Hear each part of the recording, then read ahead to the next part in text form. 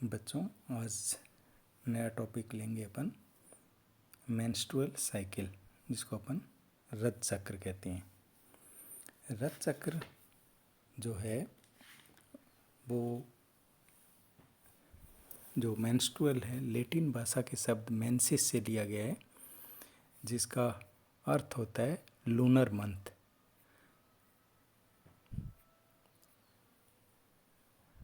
Lunar month के नाम से अपने लैटिन भाषा में इसको मेंसिस कहते हैं। उसी शब्द से इसका मेंस्ट्रुअल शब्द जो है वो लिया गया है। मनुष्य के मादा में जो स्ट्रेस चक्र होता है वो 28 दिन का होता है। इसे ही अपन मेंस्ट्रुअल साइकिल भी कहते हैं। यह 24 से 35 दिन की अवधि का भी हो सकता है। इस चक्र में मुख्य जो घटनाएं होती हैं वो ओवेरियन साइकिल और यूट्रस के जो एंडोमेट्रियम में जो परिवर्तन हो रहे होते हैं उससे सहसंबंधित होती है। जो यूट्रस की दीवारें भीतरी स्तर जो मोटा होता है, जिसमें रुधिर परिसंचरण बढ़ जाता है, कोशिकाओं में वसाओं व ग्लाइकोजन का संचय होता है और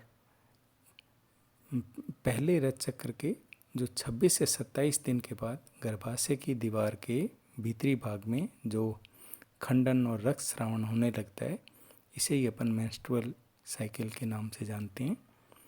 एक जो गर्भवती माता होती है, यानी जिसमें गर्भ धारण नहीं हुआ है, तो गर्भाशय के जो एंडोमेट्रियम होता है उसमें क्रमबद्ध परिवर्तन होते रहते हैं, उसी को अपन रज चक्र कहते हैं।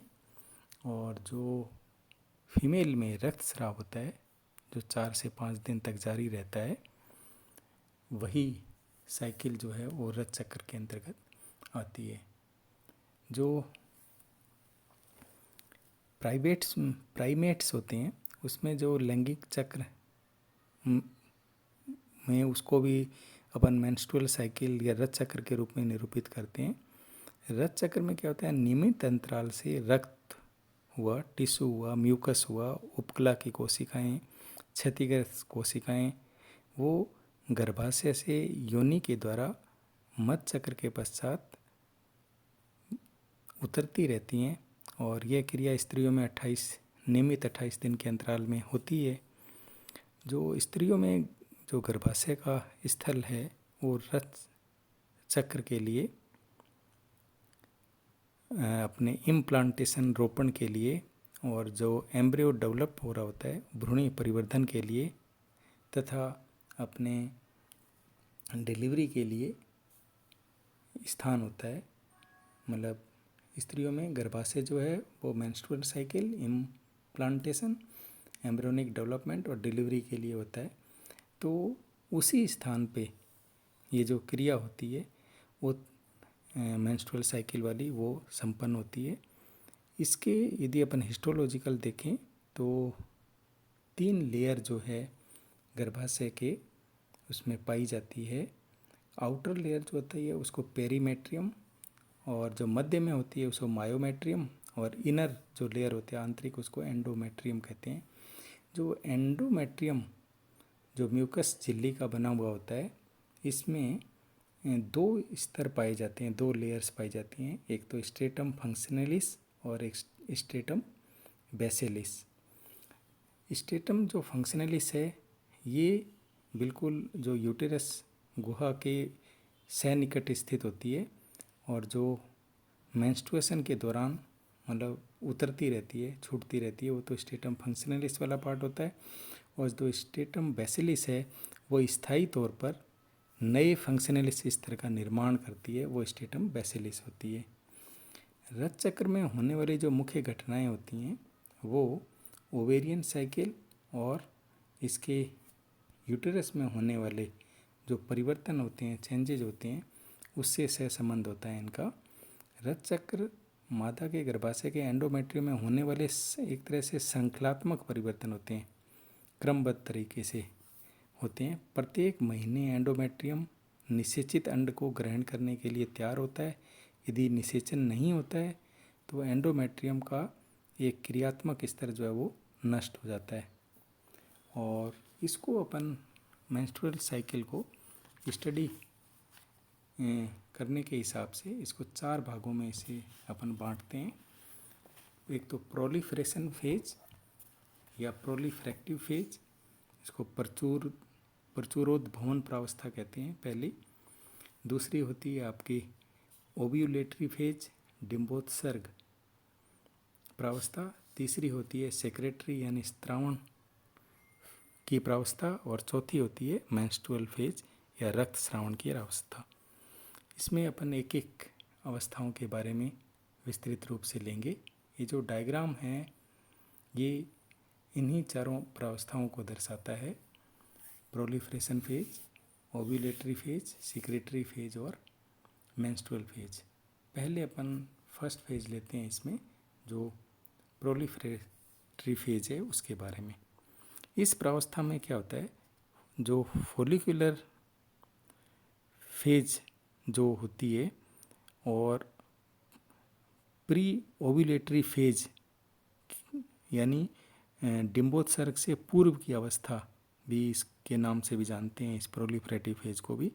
इस प्रावस्था में रक्त जो स्रावण के बाद जो और डिम्बोत्सर्ग यानी ओव्यूलेटरी से पहले की प्रावस्था है, यह प्रावस्था 6ठे दिन से 13वें दिन तक होती है। मतलब प्रोलिफरेशन की फेज की प्रावस्था 6ठे दिन से 13वें दिन तक। जब रक्त स्राव से हानि को ठीक कर लिया जाता है तब ये प्रावस्था प्रारंभ होती है। अंडाशय में अधिक मात्रा में एस्ट्रोजन जो हार्मोन है उसका स्रावण होता है। एस्ट्रोजन की मात्रा बढ़ने से गर्भाशय का जो अंत स्तर है एंडोमेट्रियम है उसकी मरम्मत प्रारंभ हो जाती है और स्टेटम जो बेसिलिस बेसमेंट वाली मेम्ब्रेन है वो कोशिकाएं विभाजित होती हैं और नई इसके ऊपर आपके स्टेटम फंक्शनलिस में परिवर्तित हो जाती हैं। इस प्रावस्था के अंत तक जो यूटेरस है उसमें रक्त स्राव की समाप्ति हो जाती है, लेकिन ओव्यूलेशन के लिए, डिम्बोत्सर्ग के लिए और 10 दिनों तक ये क्रिया जो है वो जारी रहती है, मतलब प्रोलिफरेटिव जो फेज है। नेक्स्ट जो है इसमें आपके सेकंड है ओव्यूलेटरी फेज या डिम्ब का, अंडे का उत्सर्ग करना जिसको अपन डिम्बोत्सर्ग कहते हैं। अंडाशय से बाहर जो है ओवरी से बाहर डिम्ब का निकलना। जो ओव्यूलेटरी फेज में क्या होता है, इस प्रावस्था में गर्भाशय का जो एंडोमेट्रियम होता है इसमें कोई विशेष परिवर्तन नहीं होता। इस प्रावस्था में डिम्ब जो है वो अंडाशय की पुट्टिका की फटने से बाहर निकलता है और अतः डिम्ब का अंडाशय से बाहर निकलने की क्रिया ये डिम्बोत्सर्ग कहलाती है। और 28 दिन के चक्र में सामान्यतः 14वें दिन में ये ओव्यूलेशन होता है, डिम्बोत्सर्ग होता है। और इस प्रावस्था में शरीर का तापक्रम थोड़ा बढ़ जाता है और ये तब तक रहता है जब तक कि नया ऋतुचक्र प्रारंभ नहीं होता। और जो फटी हुई पुट्टिका है जहाँ से डिम्ब बाहर निकला है वो कार्पस ल्यूटियम में परिवर्तित हो जाता है। और अब अपन चलते हैं नेक्स्ट सीक्रेटरी फेज यानी स्त्रावण प्रावस्था में। इस स्त्रावण प्रावस्था क्या कहलाती है, इसको पोस्ट ओव्यूलेटरी फेज भी कहते हैं। पहले अपन ने प्रोलिफरेटिव फेज की बात करी, फिर अपन ने बात करी ओव्यूलेटरी फेज। तो ओव्यूलेटरी फेज के बाद की यानी पोस्ट ओव्यूलेटरी फेज भी कहलाती है ये सीक्रेटरी फेज। इसकी अवधि जो होती है वो 15वें से 28वें दिन तक रहती है और डिम्बोत्सर्ग के अगले दिन से ही जब तक रक्त स्राव प्रारंभ नहीं होता जब तक ये बनी रहती है। इस प्रावस्था में क्या होता है, एस्ट्रोजन और प्रोजेस्टेरोन जो हार्मोन है इसकी मात्रा बढ़ जाती है और क्योंकि कार्पस ल्यूटियम का जो परिवर्धन है वो LH जो होता है ल्यूटिनाइजिंग हार्मोन होता है उसके नियंत्रण में हो जाता है। तो कार्पस ल्यूटियम भी एस्ट्रोजन और प्रोजेस्टेरोन का स्रावण जो है वो प्रारंभ कर देता है। प्रोजेस्टेरोन से क्या होता है, गर्भाशय का जो अंतः स्तर है एंडोमेट्रियम है उसमें निषेचित अंडाणु को ग्रहण करने के लिए तैयार करता है। मतलब प्रोजेस्टेरोन हार्मोन है जो यूटेरस के जो एंडोमेट्रियम है कि जैसे ही अंडा फर्टिलाइज होगा तो उसको वो ग्रहण कर ले उसके लिए तैयार करता है ये प्रोजेस्टेरोन हार्मोन, जिसका स्रावण आपके कॉर्पस ल्यूटियम भी कर रहा है। और गर्भाशय की जो दीवारें होती हैं इससे भीतरी स्तर जो होता है वो मोटा हो जाता है। इसमें रुधिर परिसंचरण भी बढ़ जाएगा। इसकी जो कोशिकाएं होती हैं उसमें वसा और ग्लाइकोजन का संचय हो जाता है, और जो इसमें ग्रंथियाँ इत्यादि पाई जाती हैं वो भी अपना स्रावन प्रारंभ कर देती है, क्योंकि नाम ही अपना सीक्रेटरी फेज है। इस प्रावस्था में उत्तक द्रव्य की मात्रा में भी जो है वो वृद्धि हो जाती है। इन सब परिवर्तनों का उद्देश्य होता है कि अंडाणु इम्प्लांटेशन के लिए तैयार है। अंतरय जो एंडोमेट्रियम है गर्भाशय के, उसमें यदि ओवम जो है वो निषेचित हो जाता है तो उसका रोपण हो जाए उसमें, उसके लिए तैयारी के लिए ये सीक्रेटरी फेज जो है इसमें मेंस्ट्रुअल साइकिल के अंदर होती है। जो लास्ट इसका फेज है वो है आपके मेंस्ट्रुअल फेज। अगर निषेचित अंडाणु का रोपण नहीं होता, यानी वो निषेचित नहीं हुआ, तो कार्पस ल्यूटियम से जो एस्ट्रोजन और प्रोजेस्टेरोन का स्रावण हो रहा है वो रुक जाता है। मतलब निषेचित अंडे का रोपण नहीं हुआ, यानी उसके अंदर अंडा स्थापित नहीं हुआ गर्भाशय में, तो कार्पस ल्यूटियम से जो भी एस्ट्रोजन और प्रोजेस्टेरोन का स्रावण हो रहा था वो रुक जाता है, और कॉर्पस ल्यूटियम जो है वो कॉर्पस एल्बिकेंस में परिवर्तित हो जाता है, और इसके साथ ही रक्त स्राव भी है वो जो प्रारंभ हो जाता है। रक्त स्राव में रक्त और गर्भाशय के जो अंत स्तर वो एंडोमेट्रियम है उससे झड़े हुए उत्तक द्रव्य, श्लेष्मा, एपिथेलियल सेल, ये सब उसमें सम्मिलित रहती हैं रक्त के अंदर।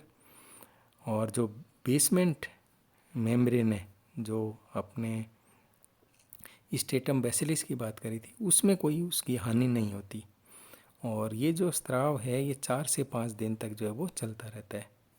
और इस स्राव में लगभग 35 ml रक्त और इतना ही 35 ml उत्तक द्रव्य, स्ट्रेटम फंक्शनलिस का कुछ भाग और कुछ गर्भाशय की ग्रंथियों का जो स्राव है वो इसमें सम्मिलित रहता है।